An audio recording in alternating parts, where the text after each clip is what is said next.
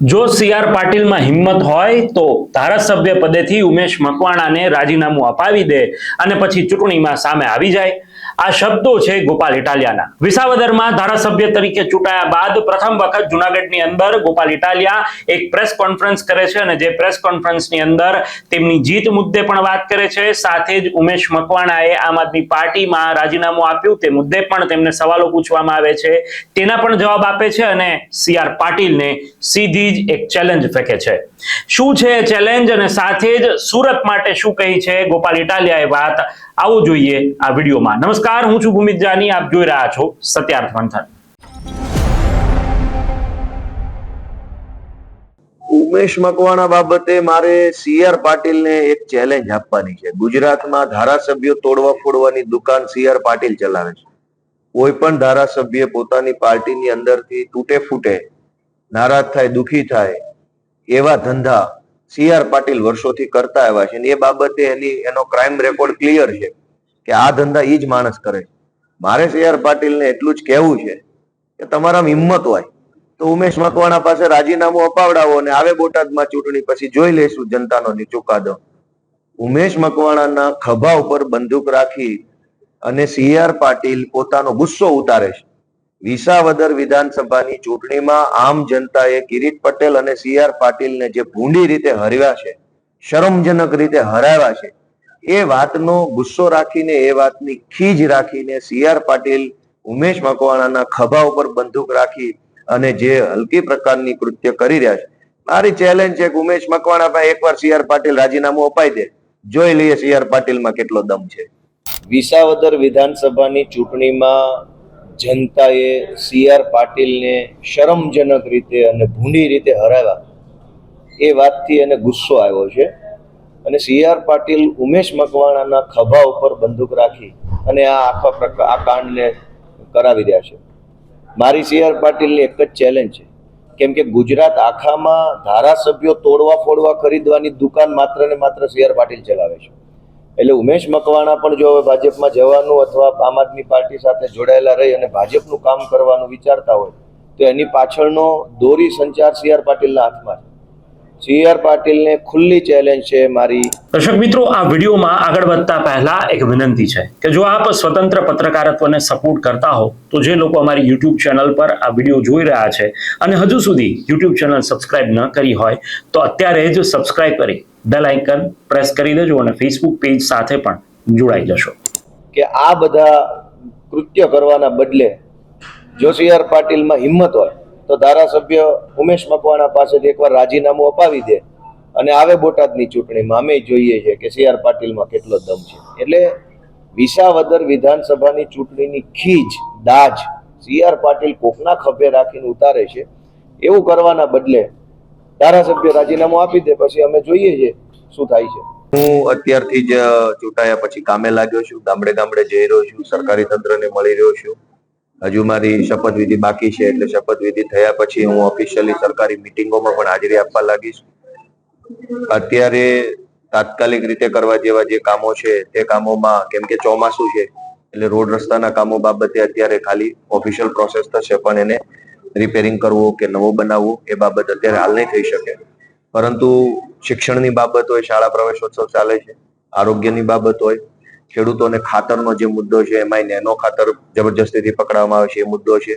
One વિભાગમાંથી જે કાંઈ પણ મુશ્કેલીઓ પડી રહી છે, હમણાં દીપડાનો ત્રાસ છે, હું ગઈકાલે શોભાવડલા ગીર ગામમાં ગયો હતો, તો આવા જે કાંઈ મુદ્દાઓ જનતાના છે એની ઉપર હું અત્યારથી કામ કરી રહ્યો છું. એક ઓફિસ ખોલવા માટેનો પણ નિર્ણય કર્યો છે મેં. બહુ જ જલ્દી 15-20 દિવસની અંદર વિસાવદરમાં એક ઓફિસ ધારાસભ્યની ખુલે અને આમ જનતાને કંઈ પણ નાનું મોટું સરકારી કચેરીનું કામ પડે, મામલતદાર ઓફિસ હોય, ટીડીઓ હોય, આરએફઓ હોય કે પોલીસ ખાતાનું, બેંકનું કંઈ પણ નાના મોટા કામ પડે, સરકારી યોજનાના ફોર્મ ભરવા હોય, તો તમામ મદદ ધારાસભ્યની ઓફિસથી મળી રહે એ બાબતે હું એક કાર્યાલય પણ અત્યારે. સુરતમાં હમણાં ખાડી પૂર આવ્યું છે અને સુરતમાં દર વર્ષે આવું પૂર આવે છે. પૂરની અંદર અનેક નાના નાના મધ્યમ ગરીબ પરિવારના લોકોને તકલીફો પડે છે. વર્ષોથી સુરતમાં સાંસદ, ધારાસભ્ય અને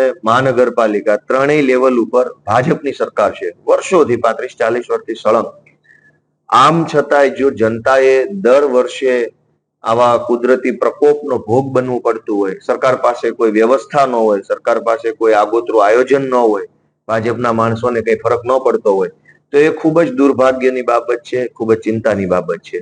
ગુજરાતમાંથી સૌથી પહેલા આમ આદમી પાર્ટીને ચર્ચામાં લાવવાનું, આમ આદમી પાર્ટીને ચિત્રમાં લાવવાનું કામ સુરતની જનતાએ કર્યું છે.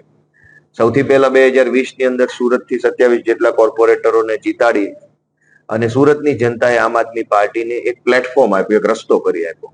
એટલે આમ આદમી પાર્ટી સુરતની જનતાની પણ ખૂબ ખૂબ આભારી છે.